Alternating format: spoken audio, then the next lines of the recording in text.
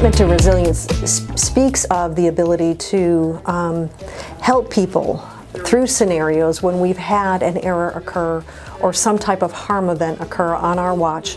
But it also speaks to the ability for the organization to stop and debrief and determine what worked well in a process and what did not work well, so that we can commit to improving our processes and eliminating risk wherever possible.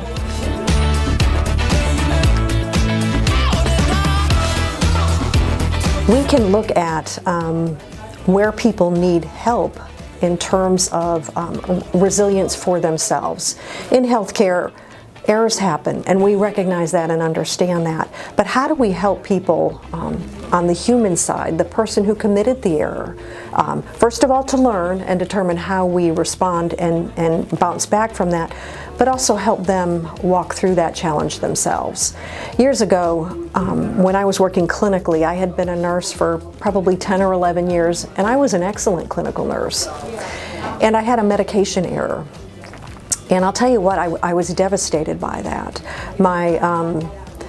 My inclination was to beat myself up, candidly. Now, fortunately, the patient wasn't harmed, but that honestly is not the issue at all. As a matter of fact, if you look at that outcome, that becomes an outcome bias, and I should remove the two. The outcome is over here, but the process failed, and it is my responsibility to look at that process and determine what happened and how can I make that better. Well, needless to say, the night of that event, I went home and really just beat myself up, because this is all I knew how to do, and I was so disturbed by the fact that I had potentially harmed another human being, and this is all I knew how to do. This was my life's work, and I failed.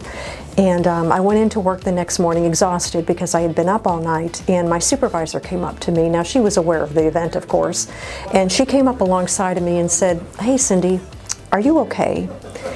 And I said, "No, I'm not okay." She helped me be resilient through that really difficult event for me. And she said, "You know what, Cindy, you're a good nurse. Do not let this define you. Use it to make you better. Use it to make you a stronger, more clinically excellent nurse." And I took her words to heart, and I can tell you what, I never drifted again, because I saw how easy it was. I was so good at what I did that I took the small details of my work for granted, and I drifted, and I used that to speak to others about that I had experienced, and also make certain that my practice was focused and sharp, so that I wouldn't allow that drift to occur again.